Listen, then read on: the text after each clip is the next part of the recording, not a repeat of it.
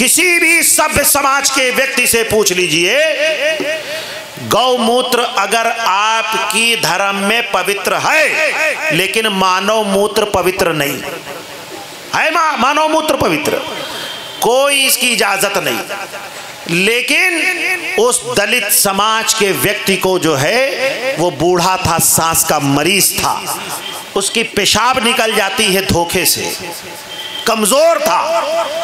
दूसरे समाज के लोग, आरएसएस से जुड़े हुए लोग, उन्होंने एक सबूत किस बात का दिया बताएं आपको? इंसानियत का सबूत नहीं दिया। उस दलित समाज के बूढ़े व्यक्ति को कहा, जहां पर तुमने पेशाब किया है पूरी पेशाब पड़ी होती, उसको पेशाब चटवाया गया। बताइए।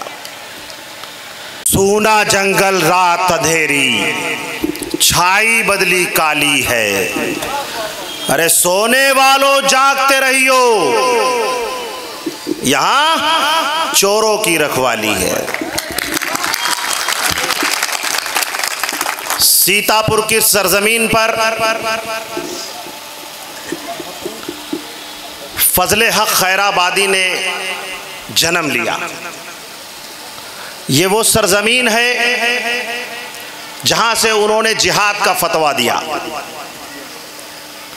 और उसके बाद अंग्रेजों ने उनको अंडमान निकोबार में कैद कर लिया, जहां पर उनका इंतकाल भी हुआ।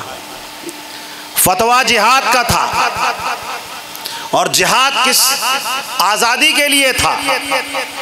तो बताओ, आप लोग इस जिहाद में जो ये गुलामी की जंजीरें, जो हम लोगों को राजनीतिक तौर से पैरालाइज्ड कर दिया गया है, आप लोग बताइए, उस फजले हक खैराबादी का जो जिहाद था, उस जिहाद में साथ दोगे कि नहीं दोगे? इस देश के अंदर फिर से जो गुलामी की जंजीरें हैं, उन जंजीरों को तोड़ करके आप लोग अपने आप को भी आज़ाद करिए। ये तो मेरी बात थी शुरुआत की, और मैं सभी जो लोग यहाँ पर आए हुए हैं उनको अपना सलाम पेश करता हूँ। अस्सलामु अलैकुम व रहमतुल्लाहि व बरकातहू। जिला अध्यक्ष सीतापुर नियाज साहब ने जिस तरीके से इस प्रोग्राम को सजाया और बनाया है, वो काबिल मुबारकबाद है। और मौलाना साद साहब जो यूथ के प्रेसिडेंट हैं, जिनको आपने अभी सुना, वो भी काबिल मुबारकबाद हैं। और सीतापुर की जितनी भी ज़िला यूनिट है, प्रदेश के लोग हैं, सेंट्रल के लोग हैं जो यहाँ तशरीफ़ लाए हैं, सभी लोग काबिल मुबारकबाद हैं। और लखीमपुर के ज़िला अध्यक्ष भी यहाँ हैं, सभी लोग, और हमारे संचालन कर रहे जावेद हाशमी भाई। आपको मैं बताना ये चाहता हूँ कि आप सब उन सबसे ज़्यादा मुबारकबाद के हकदार हैं कि आपने हक की आवाज़ मजलिस इत्तेहादुल मुस्लिमीन को सुनने के लिए अपना वक्त दिया। शेख ताहिर सिद्दीकी जिंदाबाद, जिंदाबाद जिंदाबाद, पार्टी जिंदाबाद, जिंदाबाद जिंदाबाद, जिंदाबाद, जिंदाबाद जिंदाबाद। आप बताइए, इस देश के अंदर चाहे वो सपाई मुसलमान हो, बसपाई मुसलमान हो, कांग्रेसी मुसलमान हो, और चाहे वो कोई भी मुसलमान हो, और चाहे वो कोई भी संविधान का मानने वाला हो, जो व्यक्ति मानवता का मानता है, बताइए, जब इस देश के अंदर अगर कानून का गला घोटा जाता है, संविधान का गला घोटा जाता है, धर्म के नाम पर किसी एक समाज को जब टारगेट किया जाता है, तो बताइए, सारे दल के लोग और भारत के लोग किसकी तरफ नजर उठा के देखते हैं? बताइए। जब आपकी कोई आवाज नहीं उठाता, तो बताइए किसकी तरफ उनकी नजर होती है? उनकी नजर वाहिद एक लीडर के तरफ होती है, जिसका नाम है बैरिस्टर असदुद्दीन ओवैसी की सदन वो क्या बोलेंगे हमारे लिए? होती है कि नहीं होती? आप ये तो सोचते हो कि मेरी आवाज बैरिस्टर असदुद्दीन ओवैसी सदन में उठा रहे हैं, और बाकी लोग खामोश हैं। और जब वो आवाज़ आपकी उठाते हैं तो आप खुद अपने दिल में, जो दूसरे पार्टी के लोग हैं वो भी ये बात कहते हैं कि बैरिस्टर असदुद्दीन ओवैसी हक की आवाज़ उठाते हैं, इस देश के संविधान की भी आवाज़ उठाते हैं। लेकिन जब इलेक्शन का वक्त आ जाता है तो आप लोग मुंतशिर हो जाते हैं। ऐसा क्यों है पता है? ऐसा इस वजह से है क्योंकि हमारा संगठन पूरी तरीके से काम नहीं कर पा रहा है।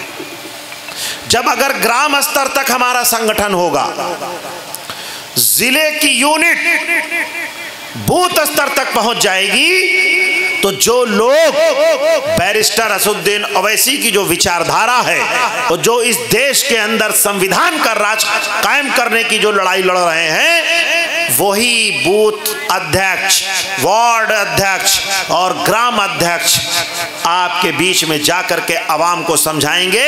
तो जो लोग गुमराह करने आते हैं उनकी गुमराहियों से वो लोग बच जाएंगे जब आपका ग्राम स्तर तक संगठन होगा। आज हम लोग खुद आपस में कभी कभी नाइत्तेफाकी का शिकार बन जाते हैं। ये हमारे अंदर कमी है, लेकिन आपको मालूम होना चाहिए, एक ही सफ में खड़े हो गए महमूद और अयाज, कोई बंदा रहा ना कोई बंदा नवाज।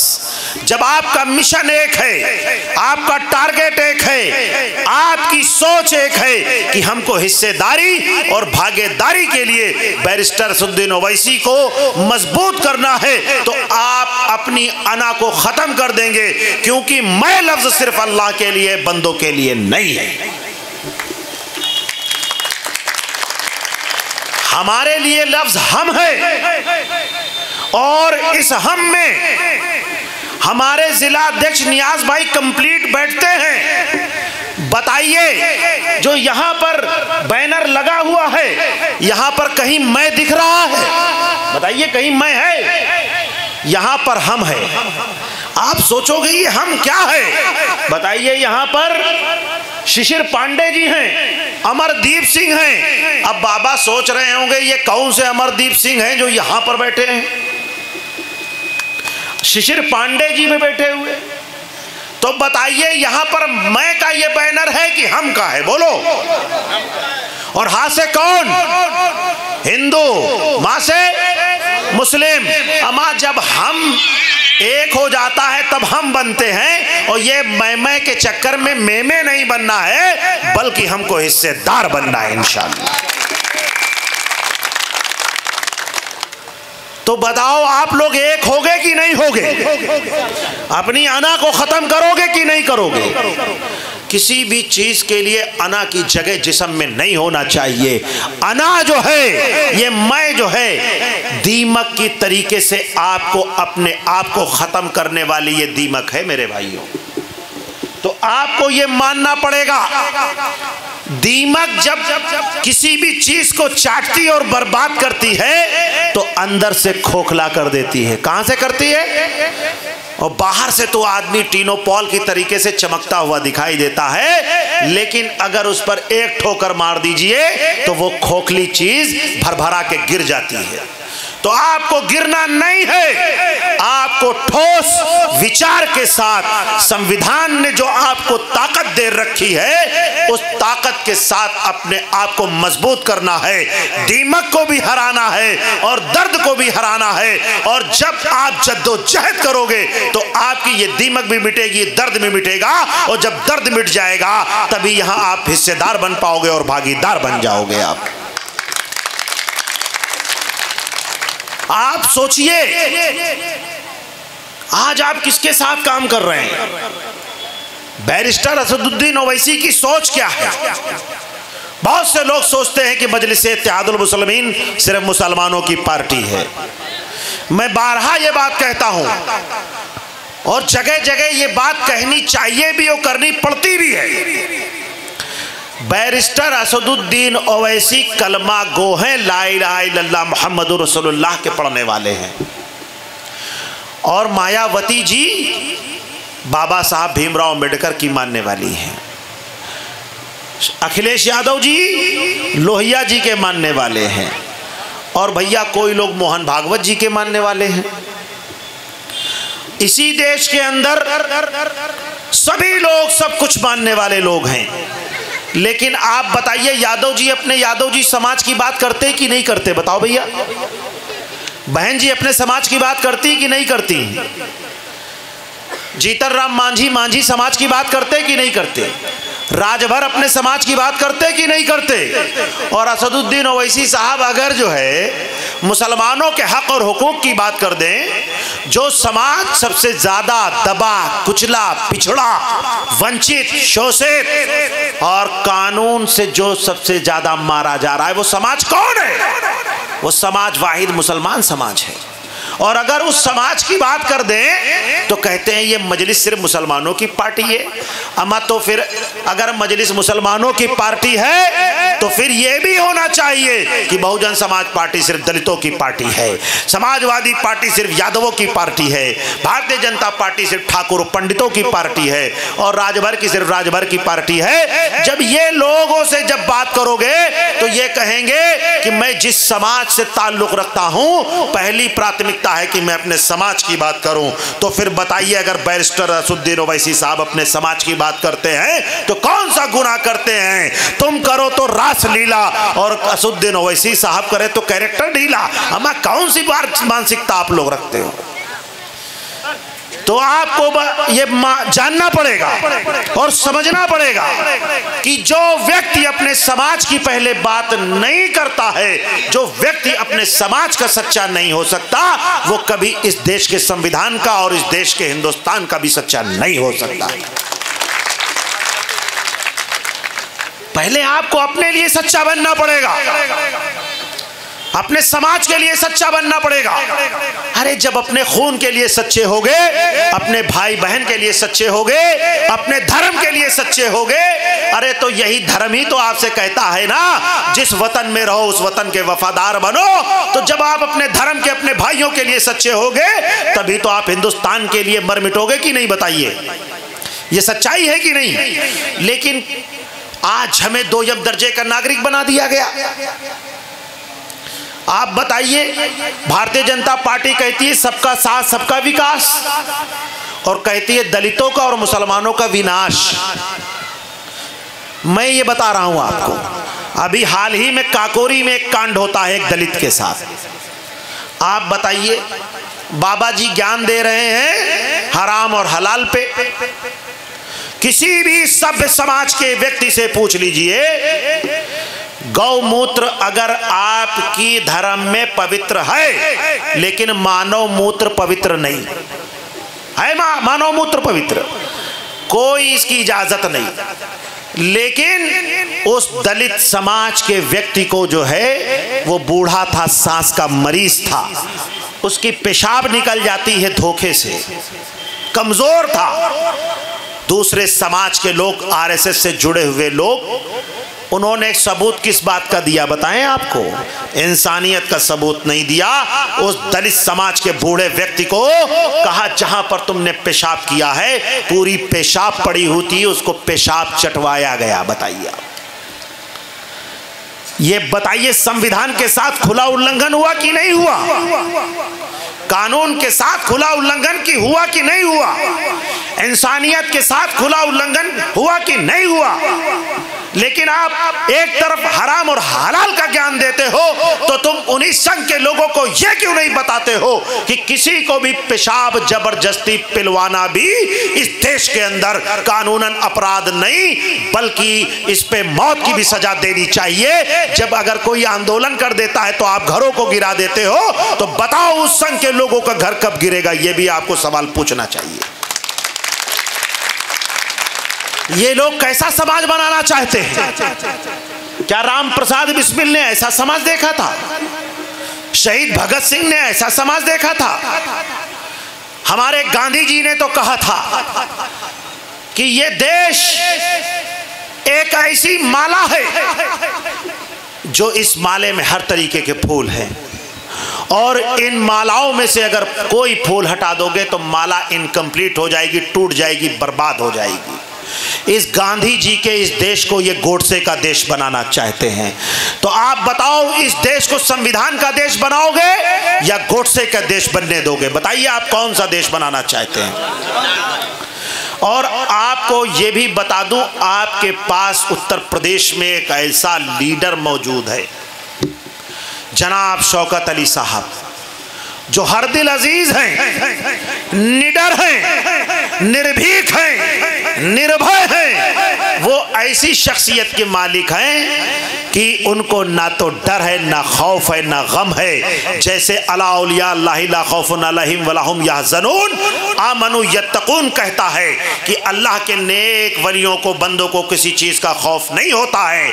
ये वही रसूल के उम्मती भी हैं और वली अल्लाहों से मोहब्बत करने वाले हैं, उन्हीं की सुन्नतों पर चलने वाले हैं। ये भी कहते हैं कि मुझे भी किसी और इंसान से डर नहीं है, मैं सिर्फ वादउल्ला शरीक से डरता हूं। जब ऐसा प्रदेश अध्यक्ष मिला है तो बताइए आप उनके साथ चलिए और काम करिए। और निडर हैं वो, निर्भीक हैं। तो निर्भीक इंसान के साथ जब आप काम करोगे तो आप अपनी हिस्सेदारी भी कंप्लीट करोगे और भागीदारी को भी कंप्लीट करोगे। आज प्रदेश अध्यक्ष यहां मौजूद हैं। इन्होंने जिस दिन से मजलिस का झंडा पकड़ा हैदराबाद से, आज तक इतनी मजबूती से पकड़ा है जैसे नियाज भाई ने कहा कि जब कोई नाम लेवा नहीं था, उस वक्त जब खुद प्रदेश अध्यक्ष हाजी शौकत अली साहब ये झंडा लेकर के आए, बहुत से लोग झंडा नहीं जानते थे। आज मजलिस इत्तेहादुल मुस्लिमीन को उत्तर प्रदेश में लोग जान गए। तो इसमें सबसे बड़ा अगर किसी का रोल है तो हमारे प्रदेश अध्यक्ष का है।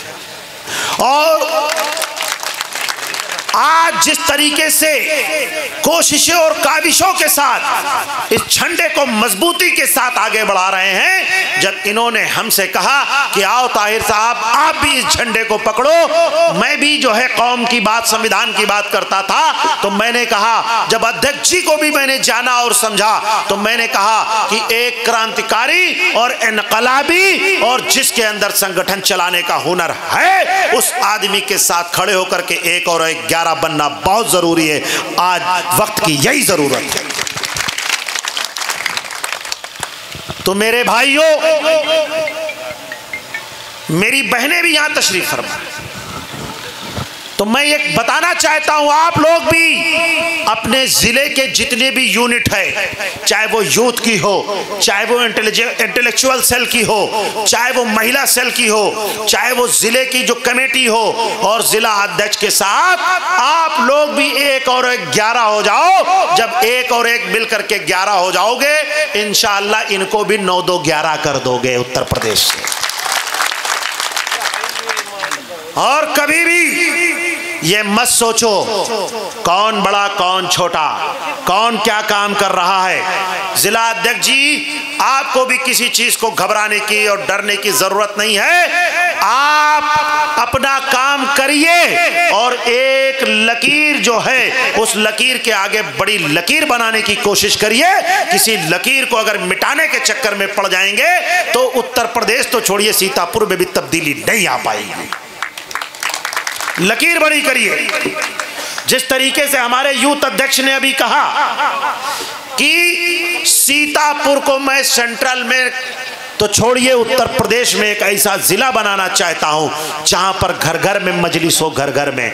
तो मैं आप लोगों से यह वादा करता हूं, इंशाअल्लाह आपको प्रदेश अध्यक्ष का भी और हमारा भी और इस जिले की यूनिट का जब तक साथ मिलता रहेगा, जब तक इस यूनिट के अंदर एकता और मोहब्बत और भाईचारा के साथ इस यूनिट को आप चलाते रहेंगे, क्योंकि यही कॉन्सेप्ट इस्लाम का है। इस्लाम यही कहता है, एक हो जाओ और नेक हो जाओ। जब एक हो जाओगे, नेक हो जाओगे, तो फिर किसी की फिक्र करने की जरूरत इंशाअल्लाह आपको नहीं पड़ेगी। आप अपने काम से पहचाने जाओगे। कान की राजनीति से बचो। काम की राजनीति से जब आप आगे बढ़ोगे तो इंशाअल्लाह आपका कोई सानी नहीं होगा, आप खुद ब खुद आके बढ़ते चले जाओगे। और जितने कम समय में आपने अपनी जिले की यूनिट तैयार की है और इस यूनिट में सबको शामिल किया है, आप काबिले मुबारकबाद हैं। और इस मुबारकबाद के साथ आपको ये भी बताना चाहता हूं कि पूरे ज़िले में इंशाअल्लाह आप काम करिए और मजबूती से काम करते रहिए। लेकिन आप ज़िले के कैप्टन हैं, कैप्टन का काम भी है, अगर कोई टीम का खिलाड़ी कमज़ोर है तो उसको किस जगह पर बॉलिंग और बैटिंग दी जाएगी और कहां पर किस फील्ड में काम लिया जाएगा, आप उस तरीके से काम लीजिए। आप कैप्टन बन करके काम करिए, लेकिन कैप्टन कभी डिस्टर्ब नहीं होता है। अगर कैप्टन डिस्टर्ब होता है तो टीम जो है मैच जीतती नहीं है, बल्कि जो है बढ़िया टीम जो है मैच हार भी जाती है। तो माशाअल्लाह आप पत्रकार भी हैं और समझदार भी हैं। पत्रकार और समझदार में दार दोनों में है कि नहीं दार? और लगाओ अपने जिले में धार और इनका कर दो बेड़ा पार उत्तर प्रदेश से। जब ये बेड़ा पार हो जाएंगे तो इंशाअल्लाह सब कुछ ठीक हो जाएगा। आज आपको सुनना है उत्तर प्रदेश के अध्यक्ष शेर यूपी जनाब शौकत अली साहब को, जिनको अब बहुत से लोग सुनते हैं, पूरी मीडिया सुनती है और प्रदेश सुनता है। आज आप इनको सुनिए और समझिए कि प्रदेश के अंदर कैसे आप जिला पंचायत को मजबूत करेंगे। आप पंचायत के बाद 2027 के इलेक्शन जब आएगा तो आप अपनी पार्टी को कैसे मजबूत करेंगे और कैसे संगठन भी चलाएंगे, क्योंकि ये कैडर मीटिंग के साथ साथ कार्यकर्ता सम्मेलन है। और सम्मेलन में क्या होता है? सम्मेलन में होता है मिलन, और आज यहाँ पर होगा मिलन, और जो नहीं करेगा मिलन तो वो हो जाएगा टिलन। इस वजह से मैं कहता हूँ मिलन के साथ रहो, मोहब्बत के साथ रहो। एक साहब चले थे नफरत की बाजार में मोहब्बत की दुकान लेकर के, लेकिन जब कभी मुसलमानों के साथ कभी कोई दिक्कत आती है, जैसे बरेली में आई, तो उनकी मोहब्बत की दुकान का शटर नहीं खुलता है, कभी नहीं खुलता। तो ऐसी मोहब्बत की दुकान आप लोगों को चलाने की ज़रूरत नहीं है। आपको आका सल्लल्लाहु ताला अलैहि वसल्लम ने जो इखलाक दिया है, जो इखलास दिया है, और आका ने कहा कि मोहब्बत करो एक दूसरे से। जब इंशाअल्लाह मोहब्बत करोगे, फ़िरकों में नहीं बटोगे, ज़ात बरादरी में नहीं बटोगे, शेख पठान सैयद मुगल अंसारी तेली तमोली जुलाहा अंसारी, इन सब चीज़ों में जब नहीं बटोगे, जब कलमे की बुनियाद पर एक हो जाओगे ला इलाहा इल्लल्लाह मोहम्मद रसूलुल्लाह के, तो एक भी हो जाओगे, नेक भी हो जाओगे, तरक्की भी कर जाओगे इंशाअल्लाह। इसी वजह से अल्लामा इकबाल कहते हैं मजहब नहीं सिखाता आपस में बैर रखना, हिंदी है हम वतन है हिंदोस्ता हमारा, जज्बे शौक़ शहादत को मत पूछिए, अब तो हथेली पे सर ले लिए हैं, मरने से कब तक डरे हम, इसी वजह से कातिलों के मोहल्ले में घर ले लिए हैं। अस्सलाम वालेकुम, खुदा हाफिज़, जय हिंद, जय भीम, जय मीर।